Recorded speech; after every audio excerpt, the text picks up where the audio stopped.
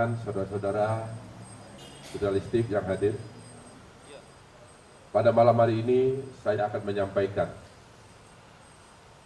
perkembangan penyidikan perkara dugaan tindak pidana korupsi dalam pemberian kredit PT Bank Pembangunan Daerah Jawa Barat dan Banten,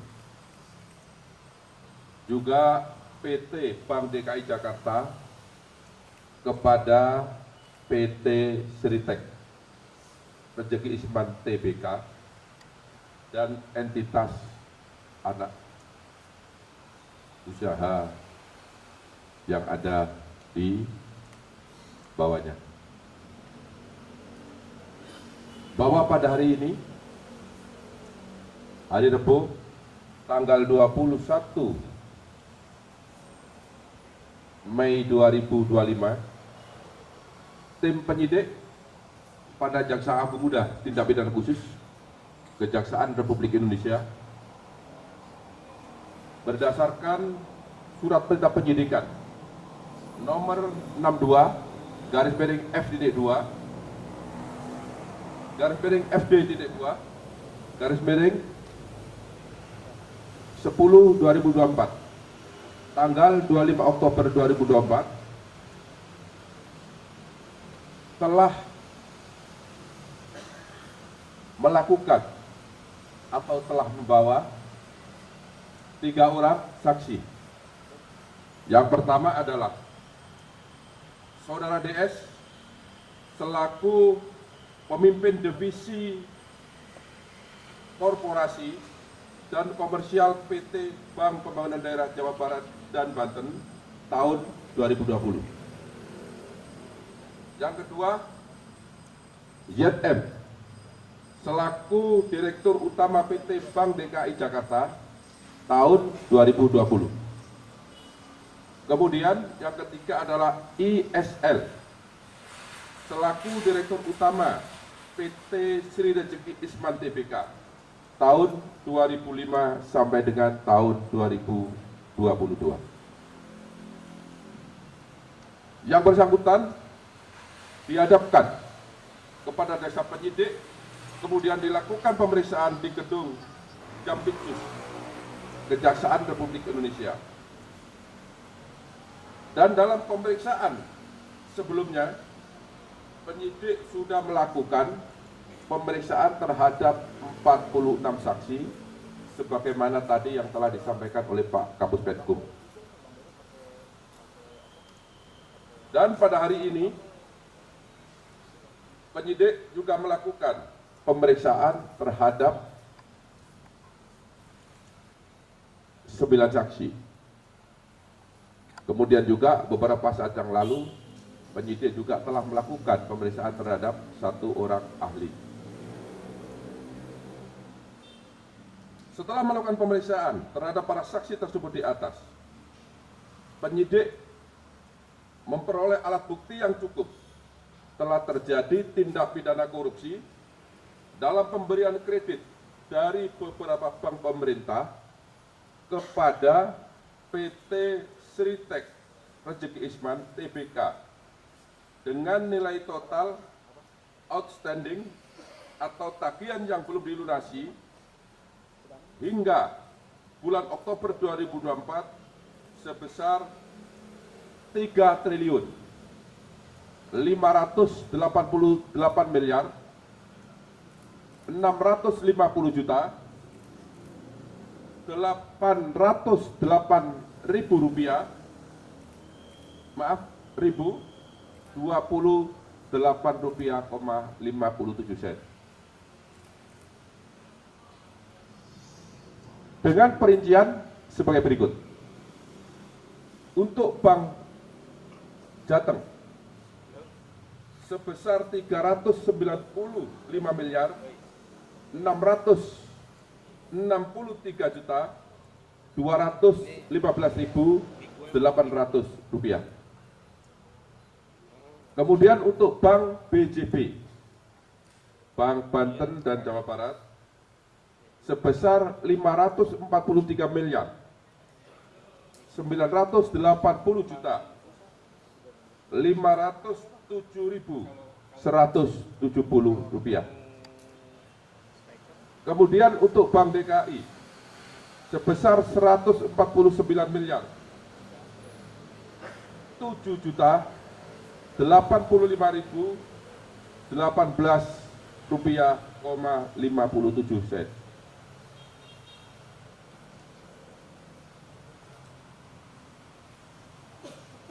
Kemudian yang keempat, yaitu bank sindikasi yang terdiri dari Bank BNI, Bank BRI, dan LPEI. Jumlah seluruhnya adalah Rp2.500.000.000. Selain pemberian kredit tersebut di atas, PT Sri Rejeki Isman Tbk juga mendapatkan pemberian kredit di bank swasta yang jumlahnya sebanyak 20 bank. Ini tidak saya sebut ya, karena banyak sekali, jumlahnya 20 bank. Adapun kasus posisi dapat kami jelaskan terhadap adanya pemberian kredit kepada PT Sri Rejeki Isman Tbk yang dilakukan secara melawan hukum dan mengakibatkan adanya kerugian keuangan negara, dapat disampaikan fakta-fakta sebagai berikut. Bahwa PT Sri Rejeki Isman Tbk merupakan perseroan terbatas yang beroperasi dalam bidang industri tekstil dan produk tekstil dengan komposisi kepemilikan saham yaitu PT Huddleston Indonesia sebesar 59,03% dan masyarakat karena sudah TBK sebesar 40,97%. Bahwa dalam laporan keuangan PT Sri Rejeki Isman Tbk telah melaporkan adanya kerugian dengan nilai mencapai 1 miliar 08 US dollar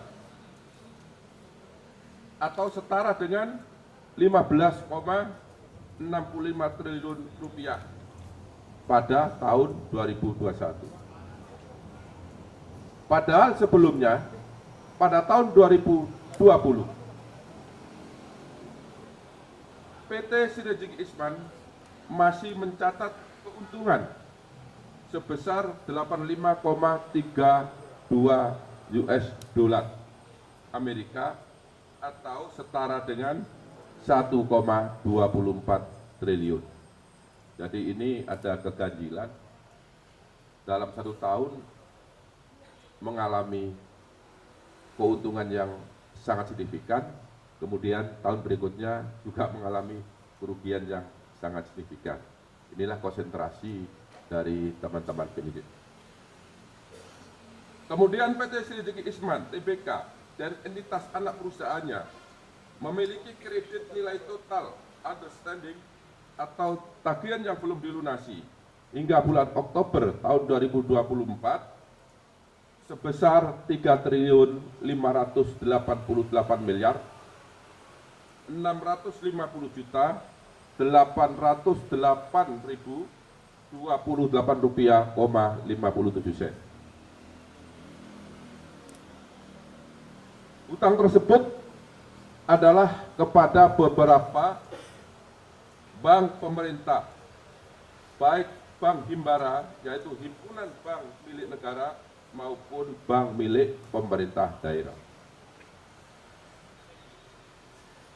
Selain kredit tersebut di atas, PT Sri Rejeki Isman Tbk juga mendapatkan pemberian kredit dari 20 bank swasta. Seperti tadi yang telah saya sampaikan.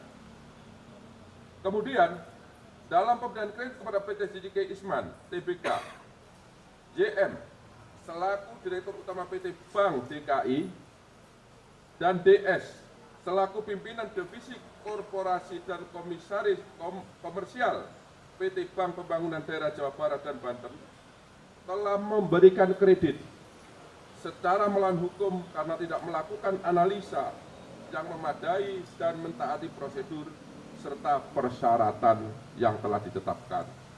Yaitu salah satunya adalah tidak terpenuhinya syarat kredit modal kerja karena hasil penilaian dari lembaga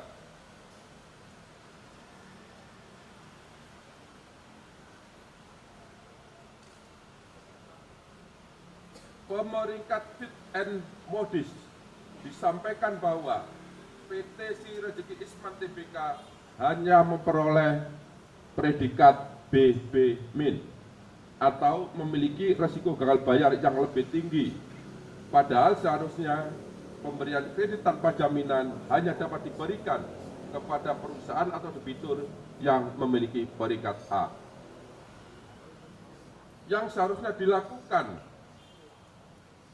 sebelum diberikan finance kredit sehingga perbuatan tersebut bertentangan dengan ketentuan standar operasional prosedur bank serta Undang-Undang Republik Indonesia Nomor 10 Tahun 1998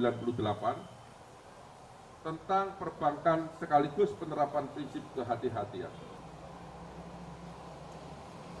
Bahwa pada saat ISL selaku Direktur Utama PT Sri Rezeki Isman Tbk mendapatkan dana dari PT Bank Pembangunan Daerah Jawa Barat, Banten, dan PT Bank DKI Jakarta, terdapat fakta hukum bahwa dana tersebut tidak dipergunakan sebagaimana tujuan dari pemberian kredit, yaitu untuk modal kerja, tetapi disalahgunakan untuk membayar hutang dan membeli aset non-produktif sehingga tidak sesuai dengan peruntukan yang seharusnya.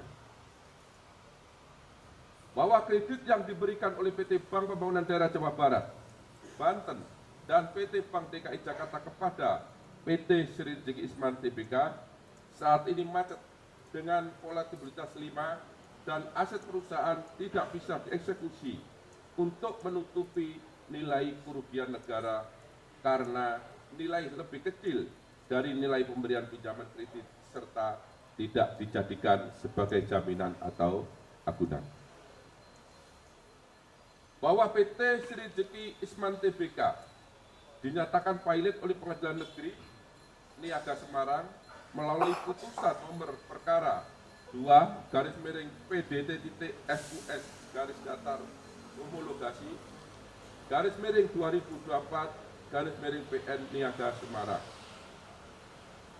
Bahwa akibat adanya pemberian kredit secara melawan hukum tersebut yang dilakukan oleh PT Bank Pembangunan Daerah Jawa Barat Banten dan PT Bank DKI Jakarta kepada PT Sri Rezeki Isman Tbk telah mengakibatkan adanya kerugian keuangan negara sebesar 690.592.188 dari total nilai outstanding atau tagihan yang belum dilunasi sebesar 3.558.808.028.028 rupiah,57 sen. Kemudian setelah dilakukan pemeriksaan terhadap DS, kemudian terhadap YM dan terhadap ISL, pada hari ini, Rabu, tanggal 21 Mei tahun 2025, penyidik pada Jampitsus Kejaksaan Agung Republik Indonesia menetapkan 3 orang tersebut sebagai tersangka karena ditemukan alat bukti yang cukup telah terjadi tindak pidana korupsi dalam pemberian kredit PT Bank Pembangunan Daerah Jawa Barat dan Banten serta PT Bank DKI Jakarta kepada PT Sri Rezeki Isman Tbk.